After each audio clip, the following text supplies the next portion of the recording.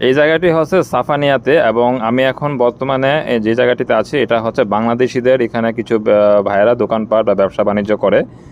আর সাফানিয়াতে যারা থাকে বা বিভিন্ন সাইডে যারা কাজ করে থাকেন, তো এখানে কেনাকাটা করার জন্য তো আমি কিছু বাদাম দেখছিলাম, কাঠবাদাম দেখতে পাচ্ছেন আমার হাতে। তো এখানে একটি ভাই উনি গাড়িতে করে কাঠবাদাম একটু বিক্রি করছিল, এবং এখানে আরও অনেকজন দেখতে পাচ্ছেন আপনারা কিন্তু বিভিন্ন ধরনের জিনিসপত্র তারা বিক্রি করছে। আর শুক্রবার এখানে আপনার যারা বিভিন্ন সাইডে কাজ করে তারা কিন্তু সবাই কোম্পানির গাড়ি দিয়ে এখানে আসে, দেখতে পাচ্ছেন কিছু চায়নাই, ইন্ডিয়ান, পাকিস্তানি, বাংলাদেশি সহ কিন্তু এখানে তারা আসে বিভিন্ন যারা ক্যাম্পে থাকে। ক্যাম্পে যেহেতু শুক্রবার ছুটির দিন থাকে, তো এখানে আসে কেনাকাটা করার জন্য। আর সাফানিয়া এই এলাকাটার মধ্যে কিন্তু মোটামুটি আপনার দোকানপাট আছে এবং মোটামুটি জিনিসপত্র পাওয়া যায়।